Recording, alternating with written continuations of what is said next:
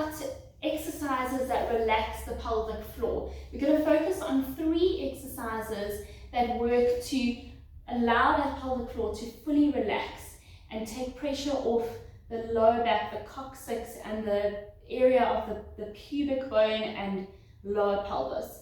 So the first exercise we're going to do is a deep belly breathing exercise that also allows that pelvic floor to fully relax. So we're going to start on our back. I want you to imagine that there is a balloon in your abdomen. Place your hands on your tummy.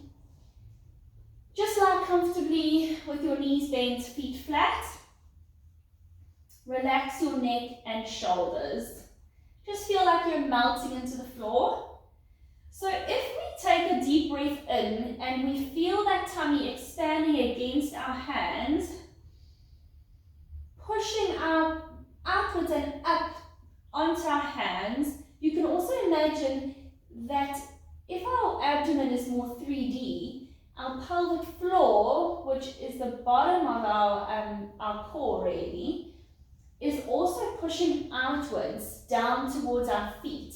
So if you imagine that balloon in the abdomen, when we take a deep breath in, the stomach or the belly is rising, pressing against the hands, but the pelvic floor is also almost bulging down towards the feet. Imagine that balloon expanding in both directions.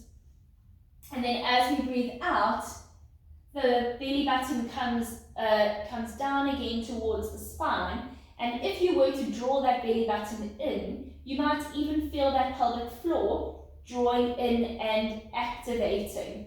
Those muscles that stop you from weeing, though it's that muscle, that pelvic floor. So we breathe in, so this is how the exercise will go. We breathe in, expand that tummy, expand that pelvic floor to fully relax it, and then just exhale. Breathing in, deep, long breath, and then exhale. So that pelvic floor muscle sits between the pubic bone in front, the coccyx at the back, and you can also imagine in between those 2 sit bones, that whole area is the pelvic floor. And that's what we're imagining to be expanding as we take that deep breath in. Okay, so you can just do that a few times, maybe 8 to 10. We want to relax the jaw at the same time. The jaw is very related to that pelvic floor, and if we're clenching our molars together, clenching that jaw, we are going to be tightening up that pelvic floor. So separate those molars and fully relax. That's your first exercise. So that's the deep belly breathing. Your next exercise is going to be on all fours. And so we're doing the second part of the cat-cow. So all we're going to do is go from a neutral spine where our hands are directly below our shoulders, knees below hips. And we're just going to stick the bum out, look forward, and feel that pelvic floor area opening up. And then go back to your neutral, looking down at the mat. I want you to fully relax everything. Don't focus on drawing your abs in. Try to relax everything. And then come back. And again, 8 to 10 of these.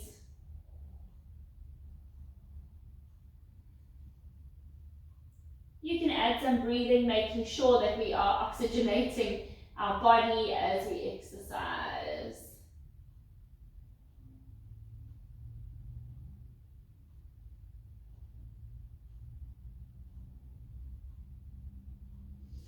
After that, we're going to come into our deep squat.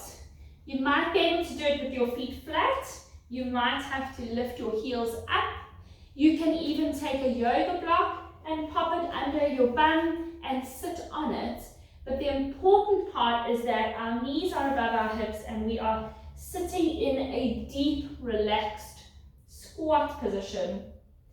And this is what it looks like from the front. And just sitting in that position, we should ideally be going to the toilet like this to fully relax that pelvic floor when we are, when we're passing bowel movements and urinating, okay? So other things you can do for the toilet area is actually just either put a step in front of the toilet so that your knees are higher than your hips. Some people even stack some magazines on either side of the toilet. You can do that as well. Just to raise those knees higher than the hips. So these relaxation exercises you can do after you've done your abdominal and pelvic floor activation. I'm going to show you that activation, but I want you to make sure that you do relax your pelvic floor after you activate it. We want a strong pelvic floor, but not a tight pelvic floor. It needs to be strong, but able to lengthen and relax, okay? So we always want to relax it after we do the activation. So coming onto our back, we're going to just lie comfortably on our back, okay? And I'm going to teach you the activation with a deep belly breath on the inhale, so that we actually are doing the relaxation part as well as the activation part.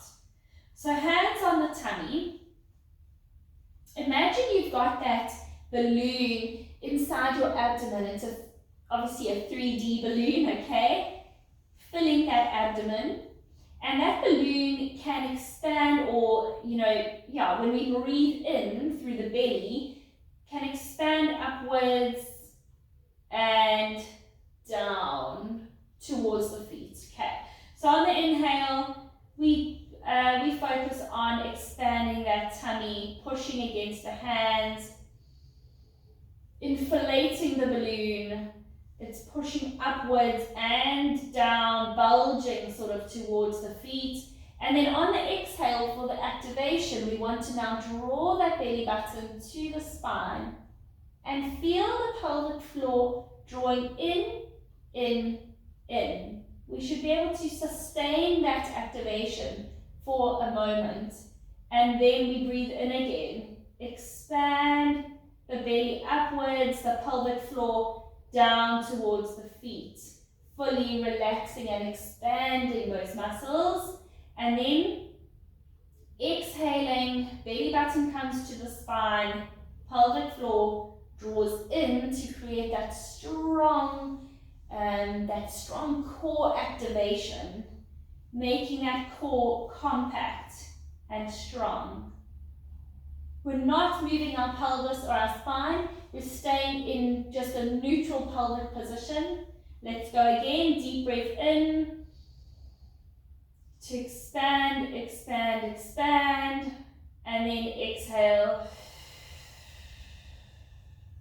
Drawing in, in, in. You can imagine the pelvic floor, it's like you sucking water in through a straw, like 1, 2, 3, like 3 little steps, holding the water in, and then letting the water go slowly as you inhale. Okay, and then exhale.